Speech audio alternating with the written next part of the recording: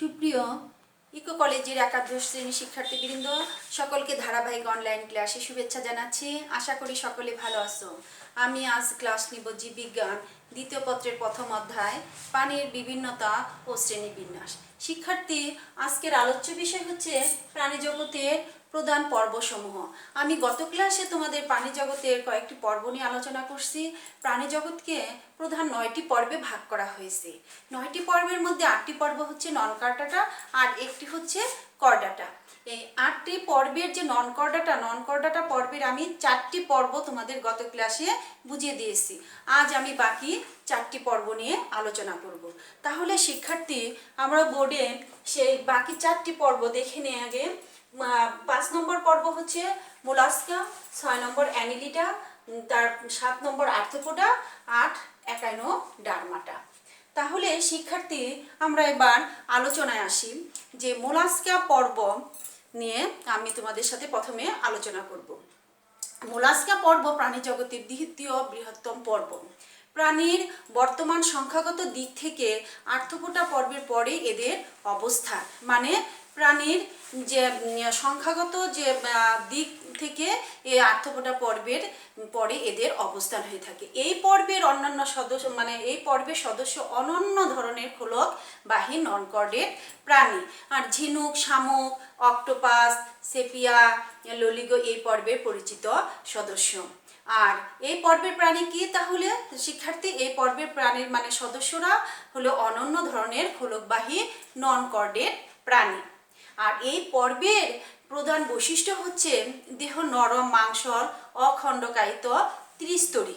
মানে এই পর্বের প্রাণীদের দেহ হলো কি নরম, অখণ্ডকায়িত ও ত্রিস্তরী। ত্রিস্তরী বলতে আমরা বুঝি কি 3টি স্তর দ্বারা কি থাকে আবৃত থাকে, যেমন একটোডার্ম, তারপরে কি আছে মেসোডার্ম এবং এন্ডোডার্ম। এই 3টি স্তর দ্বারা কি থাকে আবৃত থাকে। এই পর্বের প্রাণী হলো সিলোমেট, মানে সিলোমেট বলতে আমরা প্রকৃত সিলোমযুক্ত প্রাণী বুঝি। সিলোমেট অধিকাংশ দ্বিপার্শ্ব প্রতিসম, মানে গ্যাস্ট্রোপোডা ব্যতীত। আর এরা এবং সুস্পষ্ট মাথা বিশিষ্ট, মানে এই পর্বের প্রাণীদের সুস্পষ্ট মাথা দেখা যায়। আর দেহ অঙ্গতন্ত্র মাত্রার গঠন সম্বলিত। আর ম্যান্টল নামক পাতলা আবরণে এদের দেহ আবৃত থাকে, মানে এদের দেহ যে পাতলা একটি আবরণ দ্বারা যে আবৃত থাকে সেই পাতলা আবরণের নাম হচ্ছে ম্যান্টল। আর ম্যান্টল থেকে এক ধরনের পদার্থ খরিত হয়, সেই খরিত পদার্থ দ্বারা কি গঠিত হয়? এদের দেহের খোলক গঠিত হয়, কারণ এরা কি হলো, এরা খোলকবাহী প্রাণী। তাই এই যে ম্যান্টল আছে, যে পর্দা দ্বারা যে আবৃত থাকে, ম্যান্টল নামক পর্দা দ্বারা যে আবৃত থাকে, সেই ম্যান্টল নামক পর্দা থেকে এক ধরনের পদার্থ খরিত হয়। সেই খরিত পদার্থ থেকে কি এদের দেহের খোলক গঠিত হয়। আর সাধারণত খোলকের মধ্যেই প্রাণী কি করে অবস্থান করে, মানে খোলকের ভিতরে প্রাণী অবস্থান করে থাকে। দেহগহ্বর খুব সংক্ষিপ্ত ও হিমশিলে পরিণত হয়েছে। তাহলে দেহগহ্বরটা এদেরকে সংক্ষিপ্ত এবং হিমশিলে পরিণত হয়েছে। হিমশিল বলতে আমরা বুঝি যে ভ্রূণীয় বিকাশের সময় সিলোমের প্রাচীর কি হয়, ফেটে গিয়ে ব্লাস্টোসিলের সাথে একাকার হয়ে যায়। আর কিন্তু পূর্ণাঙ্গ প্রাণীতে ওই সংযুক্ত দেহগহ্বর আবার সংযুক্ত দেহগহ্বর পেরিটোনিয়াম পর্দা দ্বারা কি আবৃত থাকে না। তো এই ধরনের সিলোমকে বলে হিমোসিল। মানে কি হলো যে দেহগহ্বর কি থাকে, রক্তপূর্ণ দেহগহ্বরকে কি বলে? হিমোসিল বলে। তাহলে শিক্ষার্থী, তাহলে এদের দেহগহ্বর খুব সংক্ষিপ্ত ও হিমোসিলে পরিণত হয়েছে। আর দেহের অঙ্কীয় দেশে মোটা চামড়া প্রশস্ত মাংসল পিণ্ডের মতো পদে রূপান্তরিত। আর পৌষ্টিকনালী পেঁচানো, মানে এদের এই পর্বের প্রাণীদের পৌষ্টিকনালী পেঁচানো কখনো কখনো ইউ আকৃতির হয়ে থাকে। আবার মুখবিবরে কাইটিন নির্মিত একটি রেতি জিহ্বা বা রেডুলা থাকে, মানে এদের মুখবিবর, মানে মুখবিবর বলতে আমরা কি বুঝি? মুখগহ্বর। সেই মুখগহ্বরে কাইটিন নির্মিত একটি রেতি জিহ্বা বা রেডুলা থাকে। ফুলকা বা ফুসফুস অথবা উভয় অংশ অথবা ম্যান্টল দিয়ে এরা শ্বসন সম্পন্ন করে। মানে ফুলকা, ফুসফুস অথবা উভয় অংশ অথবা ম্যান্টল দিয়ে এরা কি করে? ম্যান্টল দিয়ে এরা শ্বসন সম্পন্ন করে থাকে। মানে এই পর্বের প্রাণীরা এই ফুলকা ফুসফুস অথবা উভয় অংশ অথবা ম্যান্টল দিয়ে। ম্যান্টল মানে কি আমরা আগে জেনে নিয়েছি যে ম্যান্টল হলো একটি কি দেহের পাতলা একটি আবরণ। সেই ম্যান্টল দিয়ে তারা কি করে শ্বসন সম্পন্ন করে থাকে। আর রক্তে হিমোসায়ানিন অথবা অ্যামিবোসাইট কণিকা থাকে। এরপর পৃষ্ঠদেশে অবস্থিত মানে এদের পৃষ্ঠদেশে অবস্থিত হৃদযন্ত্র, রক্তনালী ও হিমোসিল উভয়েই উপস্থিত, অর্থাৎ অর্ধমুক্ত সংবহনতন্ত্র দেখা যায়। মানে এদের দেহে কি দেখা যাচ্ছে? অর্ধমুক্ত সংবহনতন্ত্র দেখা যায়। আর অধিকাংশ প্রাণী সমুদ্রের লবণাক্ত পানিতে ও কিছু সদস্য স্বাদু পানিতে, স্থলে ও গর্তের ভিতরে বাস করে। মানে এই পর্বের অধিকাংশ প্রাণী কি সামুদ্রিক, আর কিছু সদস্য স্বাদু পানিতে, স্থলে ও গর্তের ভিতরে বাস করে। আর মোলাস্কা জাতীয় প্রাণী ভিন্ন লিঙ্গ বিশিষ্ট এবং ডিম পাড়ে। মানে এই পর্বের প্রাণী, মানে এই পর্বে বলতে আমরা কি বুঝি? মোলাস্কা। এই পর্বের প্রাণী হলো ভিন্ন লিঙ্গ বিশিষ্ট এবং ডিম পাড়ে। আমরা শিক্ষার্থী আমরা বোর্ডে এই পর্বের প্রাণীর চিত্রটি দেখে নিই। এই পর্বের প্রাণীদের কি দেহ খোলক দ্বারা কি থাকে? আবৃত থাকে। আর এই খোলকের ভিতর এরা এই প্রাণী অবস্থান করে থাকে। আর এদের কি আছে? মাংসল পদ আছে। এদের দেহে কি আছে? একটি মাংসল পদ দেখা যায়। দেহের অঙ্কীয় দেশে মোটা চামড়া প্রশস্ত পিণ্ডের মতো একটি মাংসল পদ দেখা যায়। কোথায় দেখা যায়? এদের দেহের অঙ্কীয় দেশে। আর এরা কি হলো? এই পর্বের প্রাণীরা হলো কি? খোলকবাহী। তাহলে শিক্ষার্থী আমরা এখানে মোলাস্কা পর্বের উদাহরণটা দেখে নেই। মোলাস্কা পর্বের উদাহরণ হচ্ছে পিলা গ্লোবোসা। তাহলে শিক্ষার্থী মোলাস্কা পর্ব সম্পর্কে আমরা কি কিছুটা ধারণা পেলাম। এবার আসতেছে অ্যানিলিডা। অ্যানিলিডা পর্বের প্রাণীদেরকে বলা হয়, অ্যানিলিডা পর্বের প্রাণী দ্বিপার্শ্ব প্রতিসম ও ত্রিস্তর বিশিষ্ট। আর অ্যানিলিডা পর্বের পর্বগুলো অধিকতর কেন্দ্রীয় মানে কেন্দ্রীভূত স্নায়ুতন্ত্র ও জটিল সংবহনতন্ত্র বিবর্তনের গতিপথে নতুন মাত্রা যোগ করেছে। আর এই অ্যানিলিডা পর্বের প্রাণীরা কেঁচো ও যোগ জাতীয় সদস্যরা স্বাদুপানি বাসী ও স্থলচর। আর স্থলচর সদস্যগুলো কাদা বা বালিতে গর্তবাসী কিংবা ভেজা জায়গায় পাতার নিচে বাস করে থাকে। আর অনেক যোগ জাতীয় মানে যোগ প্রজাতির রক্তপায়ী। আর বিভিন্ন প্রজাতির অ্যানিলিড গোষ্ঠী পৃথিবীর বাস্তুতন্ত্রে অনন্য ভূমিকা পালন করে চলেছে। আর অ্যানিলিডা পর্বের প্রাণীদের বৈশিষ্ট্য হচ্ছে যে দেহ লম্বা, নলাকার, দ্বিপার্শ্বীয়, প্রতিসম। আমরা এখানে অ্যানিলিডা পর্বের প্রাণীর চিত্র দেখতে পাচ্ছি। তাহলে অ্যানিলিডা পর্বের প্রাণীর দেহ হলো লম্বা, নলাকার এবং দ্বিপার্শ্বীয়, প্রতিসম। দ্বিপার্শ্বীয় প্রতিসম বলতে আমরা কি বুঝি? দ্বিপার্শ্বীয় প্রতিসম হলো যে দুইটি সমান ভাগে ভাগ করা যায়। আর এপিথেলিয়াম নিঃসৃত পাতলা কিউটিক্যাল আবরণে আবৃত এবং প্রকৃত সিলমযুক্ত। প্রকৃত সিলম বলতে আমরা কি বুঝি? প্রকৃত সিলমযুক্ত যে দেহগহ্বর পেরিটোনিয়াম পর্দা দ্বারা কি থাকে? আবৃত থাকে। আবার প্রকৃত খণ্ডকায়ন উপস্থিত, মানে এদের দেহে প্রকৃত খণ্ডক উপস্থিত, মানে প্রকৃত খণ্ডকায়ন উপস্থিত। আংটির মতো অনেকগুলো একই রকম খণ্ডক নিয়ে দেহ গঠিত। মানে এদের দেহে যে প্রকৃত খণ্ডক উপস্থিত, সে এদের এই পর্বের প্রাণীদের দেহগুলো কি আছে? আংটির মতো একই রকম খণ্ডক দিয়ে দেহ গঠিত। এদের চলনাঙ্গ কাইটিনময় সিটি বা পেশল প্যারাপোডিয়া। তাহলে এদের চলনাঙ্গ হলো কি? কাইটিন নির্মিত কাইটিনময় সিটি বা প্যারাপোডিয়া। তাহলে শিক্ষার্থী এই পর্বের প্রাণীদের চলনাঙ্গের নাম হচ্ছে কি?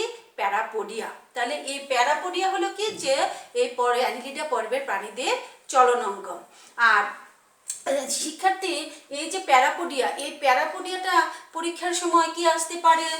জ্ঞানমূলক প্রশ্নের ক্ষেত্রেও আসতে পারে যে প্যারাপোডিয়া কি, বা অ্যানিলিডা পর্বের প্রাণীদের চলনাঙ্গের নাম কি, বা বহু নির্বাচনী ক্ষেত্রেও আসতে পারে যে নিম্নের কোন পর্বের প্রাণীদের চলনাঙ্গ প্যারাপোডিয়া। তাহলে আমরা অবশ্যই পারবো, তাই না শিক্ষার্থী? যে প্যারাপোডিয়া হলো অ্যানিলিডা পর্বের প্রাণীদের চলনাঙ্গ। আবার দেহের প্রায় প্রতিটি খণ্ডকে অবস্থিত নেফ্রিডিয়া নামক পেঁচানো নালিকা প্রধান রেচনাঙ্গ হিসেবে কাজ করে থাকে। তাহলে শিক্ষার্থী আবার আরেকটি আমরা শব্দ পেলাম যে নেফ্রিডিয়া। নেফ্রিডিয়া হলো কি? নেফ্রিডিয়া হলো কি অ্যানিলিডা পর্বের প্রাণীদের রেচন অঙ্গ। আবার রক্ত সংবহন তন্ত্র বদ্ধ প্রকৃতির। আমরা কিন্তু ইয়েতে মোলাস্কা পর্বে আমরা দেখেছি যে অর্ধ কি মুক্ত সংবহনতন্ত্র, আর এদের আছে যে রক্ত সংবহনতন্ত্র বদ্ধ প্রকৃতির, রক্তের বর্ণ লাল হয় আর রক্ত রসে হিমোগ্লোবিন, হিম এরিথ্রিন অথবা ক্লোরোকুইন দ্রবীভূত অবস্থায় থাকে। আর পৌষ্টিক নালী নলাকার ও সম্পূর্ণ, মানে এদের যে পৌষ্টিক নালী আছে সেই পৌষ্টিক নালী হলো সম্পূর্ণ ও নলাকার, মুখ ও পায়ুছিদ্র সমন্বিত, মানে এদের মুখ এবং পায়ুছিদ্র আছে। আর পরোক্ষ পরিস্ফুটনের সময় মুক্ত সাঁতারু, মানে পরোক্ষ যখন পরিস্ফুটন হয় তখন সেই পরোক্ষ পরিস্ফুটনের সময় মুক্ত সাঁতারু ট্রোকোফোর নামক লার্ভার বিকাশ ঘটে। তাহলে ট্রোকোফোর হলো কি? ট্রোকোফোর হলো অ্যানেলিডা পর্বের যে লার্ভা আছে সেই লার্ভার নাম হলো ট্রোকোফোর। আর অ্যানেলিড সদস্যরা মিঠা পানি, নোনা পানি বা স্থলে বাস করে, মানে এই পর্বের প্রাণীরা মিঠা পানি, নোনা পানি বা স্থলে বাস করে। অনেকগুলো আবার স্বাধীনজীবী, কিছু সংখ্যক পরজীবীও বটে। তাহলে শিক্ষার্থী, অ্যানেলিডা পর্বের উদাহরণ হচ্ছে মেটাফিরা পোস্থোমা। অ্যানেলিডা পর্বের প্রাণীর উদাহরণ হলো মেটাফিরা পোস্থোমা। তাহলে শিক্ষার্থী, আমরা কি পেলাম? যে এই পর্বের প্রাণীগুলো কি নলাকার এবং সুস্পষ্ট খণ্ডক দেখা যায়। আর এদের চলনাঙ্গ হলো প্যারাপোডিয়া, আর রেচনাঙ্গ হলো কি? রেচনাঙ্গ হলো নেফ্রিডিয়া, আর লার্ভার নাম হলো ট্রোকোফোর লার্ভা। এবার আমি তোমাদের আর্থ্রোপোডা পর্ব নিয়ে আলোচনা করব। আর্থ্রোপোডা পর্ব হচ্ছে প্রাণী জগতের সবচেয়ে বড় পর্ব। কি? প্রাণী জগতের সবচেয়ে বড় পর্ব হচ্ছে কি? আর্থ্রোপোডা। পৃথিবীর 3/4 প্রাণী এই পর্বের অন্তর্গত। আর শুধু সংখ্যাগত দিক থেকে নয়, দেহ গঠন, বর্ণময়তা, বসতি, স্বভাব প্রভৃতি বৈচিত্র্য এসব প্রজাতি অনন্য অবস্থান দখল করে আছে। আর পৃথিবীর নদী, নালা, খাল, বিল, পাহাড়, পর্বত, সমুদ্র মোহনা, বরফ, মরুজম এমন কোনো জায়গা নাই যেখানে আর্থ্রোপোডার সদস্য পাওয়া যাবে না। মানে পৃথিবীর সর্বত্রই এই পর্বের প্রাণীদের পাওয়া যায়। এই কারণে বলা হয়েছে যে প্রাণী জগতের সবচেয়ে বড় পর্ব হচ্ছে কি? আর্থ্রোপোডা। আর এরা কি সর্বভূক, মুক্তজীবী বা পরজীবী। আর এদের চলন, শ্বসন, রক্ত সংবহন প্রভৃতি তন্ত্র বৈচিত্র্যময়। মানে এই পর্বের প্রাণীদের যে চলন, শ্বসন, রক্ত সংবহন প্রভৃতি তন্ত্র কি বৈচিত্র্যময়। আবার আর্থ্রোপোডার সামাজিক জীবন প্রাণী জগতে অনন্য ও বিস্ময়কর নজির স্থাপন করেছে। আর পঞ্চ ইন্দ্রিয় অত্যন্ত কার্যক্ষম, মানে এদের দেহে যে পঞ্চ ইন্দ্রিয় আছে সেই পঞ্চ ইন্দ্রিয় হলো অত্যন্ত কার্যক্ষম বলে আর্থ্রোপোডার সদস্যরা পরিবেশে নিজেদের নিয়ন্ত্রণে নিতে পেরেছে। মানে পরিবেশকে পঞ্চ ইন্দ্রিয়দের অত্যন্ত কার্যক্ষম বলে পরিবেশকে তারা কি করছে? নিজেদের নিয়ন্ত্রণে নিতে পেরেছে। আর এই পর্বের যে বৈশিষ্ট্য হচ্ছে যে এদের দেহ সন্ধিযুক্ত উপাঙ্গ বিশিষ্ট, আর দেহ দ্বিপার্শ্বীয়, প্রতিসম, খণ্ডকায়িত এবং ট্যাগমায় বিভক্ত। মানে ট্যাগমা হলো কি? যে কয়েকটি দেহে কয়েকটি খণ্ড থাকে, সেই খণ্ডগুলো একত্রিত হয়ে একটি নির্দিষ্ট অঞ্চল গঠন করে। এই অঞ্চলগুলো কি বলে? ট্যাগমা বলে। যেমন মস্তক, শিরবক্ষ, উদর। আর মস্তকে একজোড়া বা দুজোড়া অ্যান্টিনা ও সাধারণত একজোড়া পুঞ্জাক্ষী থাকে। মানে এদের দেহ হলো কি? এদের দেহ হলো সন্ধিযুক্ত উপাঙ্গ বিশিষ্ট, দেহ দ্বিপার্শ্বীয়, প্রতিসম, খণ্ডকায়িত বা এবং ট্যাগমায় বিভক্ত। মস্তকে একজোড়া বা দুইজোড়া অ্যান্টেনা ও সাধারণত একজোড়া পুঞ্জাক্ষী থাকে। আমরা এখানে আর্থ্রোপোডা পর্বের প্রাণীর চিত্র দেখতে পাচ্ছি। এই পর্বের প্রাণীদের কি থাকে? এই পর্বের প্রাণীদের একজোড়া বা কি থাকে? দুইজোড়া অ্যান্টেনা থাকে। আর মস্তকে একজোড়া পুঞ্জাক্ষীও, এদের একজোড়া পুঞ্জাক্ষীও থাকে। আর বহিঃকঙ্কাল কাইটিনময় নির্মিত এবং এদের বহিঃকঙ্কালটা হলো কি? কাইটিন নির্মিত। আর সিলোম সংক্ষিপ্ত।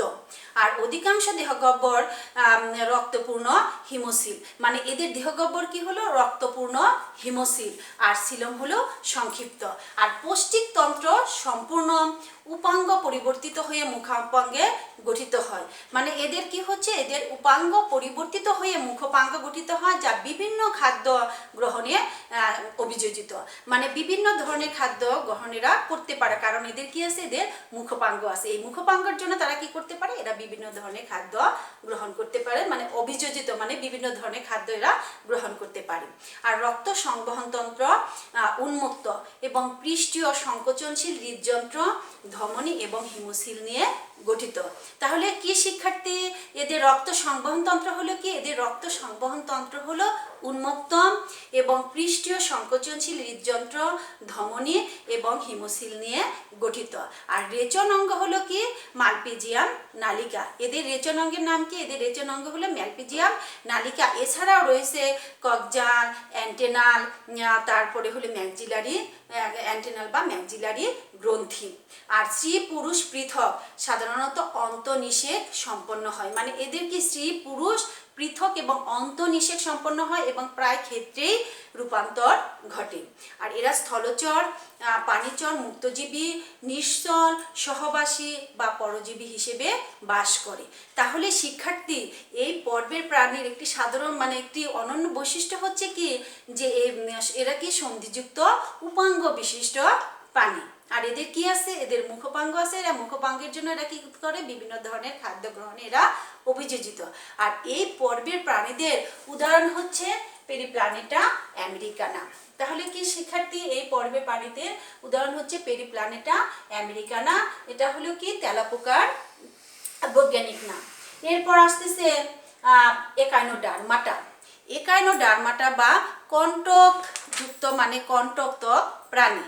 মানে একাইনোডার্মাটা পর্বের প্রাণীদের ত্বক কি থাকে, কাঁটাযুক্ত মানে কাঁটা দ্বারা আবৃত থাকে এদের ত্বক, এই কারণে বলে কণ্টক ত্বক প্রাণী। আর সমুদ্র তারা ছবির মধ্য দিয়ে একাইনোডার্মাটার পর্ব সবচেয়ে বেশি পরিচিত পেয়েছে। আর এই পর্বের প্রাণীদের সাধারণ বৈশিষ্ট্য হচ্ছে যে পূর্ণাঙ্গ প্রাণী পঞ্চ ওরীয় প্রতিসম, মানে পূর্ণাঙ্গ যে প্রাণীটা আছে সেটা হলো কি পঞ্চ ওরীয় প্রতিসম। পঞ্চ ওরীয় প্রতিসম বলতে আমরা কি বুঝি, এদেরকে 5টি ভাগে কি করা যায়, ভাগ করা যায়। অখণ্ডকায়িত, এদের কি এটা কোনো খণ্ডকায়িত নয়, এরা হলো কি অখণ্ডকায়িত, তারকাকার, গোলাকার, চাটকির মতো অথবা লম্বা আকৃতির। মানে এদের আকৃতিটা কি হতে পারে, তারকাকার হতে পারে বা গোলাকার হতে পারে বা চাটকির মতো হতে পারে, অথবা লম্বা আকৃতির হতে পারে। কিন্তু লার্ভা দশায় এদের কি দ্বিপার্শ্বীয় প্রতিসম। কি লার্ভা দশা হলো কি দ্বিপার্শ্বীয় প্রতিসম, মানে সমান লার্ভাকে কি করা যায়, সমান 2 ভাগে ভাগ করা যায়। কিন্তু পূর্ণাঙ্গ প্রাণী হলো কি পঞ্চ ওরীয় প্রতিসম। দেহ কণ্টকময়, মানে এদের দেহ হলো কি কণ্টকময় মানে কাটা যুক্ত। স্পাইন ও পেডিসিলারি নামক বহিকঙ্কাল যুক্ত। আর দেহ মৌখিক ও বিমৌখিক তলে বিন্যস্ত থাকে। মৌখিক তলে 5টি অ্যাম্বুলেক্রাল খাত উপস্থিত। আর দেহের ভিতরে সিলোম থেকে সৃষ্ট অনন্য গড়নের পানি সংবহন তন্ত্র রয়েছে, মানে দেহের ভিতরে সিলোম থেকে সৃষ্ট অনন্য গড়নের পানি সংবহন তন্ত্র রয়েছে। এই সংশ্লিষ্ট নালিকা পদ মানে এই সংশ্লিষ্ট নালিকা পদ কি করে, এদের চলন অঙ্গ হিসেবে কাজ করে। আর এই তন্ত্রটি চলন ছাড়াও শ্বসন অঙ্গ, খাদ্য আহরণেও সাহায্য করে থাকে। তাহলে শিক্ষার্থী, আমরা এখানে একাইনোডার্মাটা পর্বের প্রাণীর চিত্র দেখতে পাচ্ছি। এদের দেহ হলো কি, এদের দেহ হলো কণ্টকময় ত্বক, মানে দেহ কণ্টক দ্বারা কি থাকে, আবৃত থাকে বা কাঁটাযুক্ত। আর এদের যে নালিকা পদ আছে, সেই নালিকা পদ, এই নালিকা পদ কি করে, এই নালিকা পদ খাদ্য গ্রহণ, শ্বসন এবং মানে খাদ্য আহরণ এবং শ্বসনেও কাজ করে থাকে। তাহলে শিক্ষার্থী, একাইনোডার্মাটা পর্বের উদাহরণ হচ্ছে অ্যাস্ট্রোপ্রেকটেন, ইউরেক্যান্থাস। আর এদের রক্ত সংবহন তন্ত্র অনুপস্থিত, তবে হিমাল, পেরিহিমাল তন্ত্র সংবহনতন্ত্রের কাজ করে। আর পৌষ্টিক রেচন তন্ত্র এদের নেই। ত্বকীয় হলো ত্বকীয় ফুলকা, নালিকাপদ বা শ্বসন বৃক্ষ ইত্যাদি দিয়ে তারা শ্বসন সম্পন্ন করে থাকে। মানে এই পর্বের প্রাণীরা ত্বকীয় ফুলকা, নালিকাপদ বা শ্বসন বৃক্ষ দিয়ে কি করে, শ্বসন কাজ সম্পন্ন করে থাকে। আর একলিঙ্গ প্রাণী, মানে এরা হলো কি, এই পর্বের প্রাণী হলো একলিঙ্গ।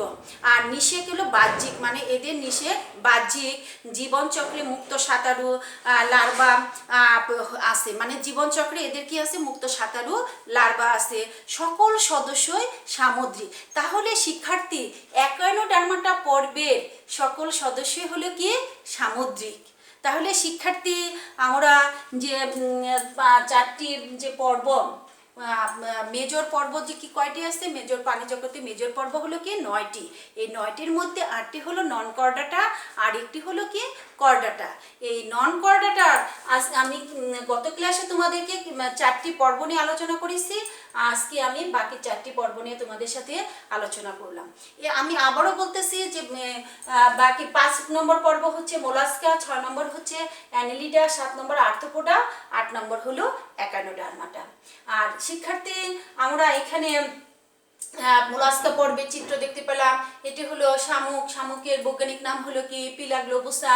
এরপর আমরা অ্যানেলিডা পর্বের উদাহরণ হতে পারে যোগ বা কেঁচো, কেঁচোর বৈজ্ঞানিক নাম হলো মেটাফিরা পোস্তমা। এরপর আসতেছে আর্থ্রোপোডা পর্ব, আর্থ্রোপোডা পর্বের আমরা কি তেলাপোকা, তেলাপোকার বৈজ্ঞানিক নাম হলো কি পেরিপ্ল্যানেটা আমেরিকানা। আর এরপর আসতেছে সর্বশেষ পর্ব হলো একাইনোডার্মাটা। একাইনোডার্মাটা আমরা কি তারা মাছ, তারা মাছের বৈজ্ঞানিক নাম হলো অ্যাস্ট্রোপেকটেন ইউরেক্যান্থাস। তাহলে শিক্ষার্থী আমরা প্রাণী জগতের যে প্রধান যে 9টি পর্ব আছে, 9টি পর্বের নন কর্ডাটা পর্বের আমরা বৈশিষ্ট্য, যে 8টি পর্ব আছে সেই 8টি পর্বের আমরা বৈশিষ্ট্য এবং তাদের উদাহরণ সম্পর্কে আমরা ধারণা পেলাম। আমরা বাসায় এই 8টি পর্ব ভালো করে আমরা উদাহরণ সহ অনুশীলন করব। আমি আগামী ক্লাসে তোমাদের যে কর্ডাটা যে পর্ব আছে সেই কর্ডাটা পর্ব নিয়ে আমি তোমাদের আগামী ক্লাসে আলোচনা করব। এই পর্যন্ত আজ আমার ক্লাস। সকলে সুস্থ থাকো, নিরাপদে থাকো, এই শুভকামনায় সকলকে ধন্যবাদ জানাচ্ছি।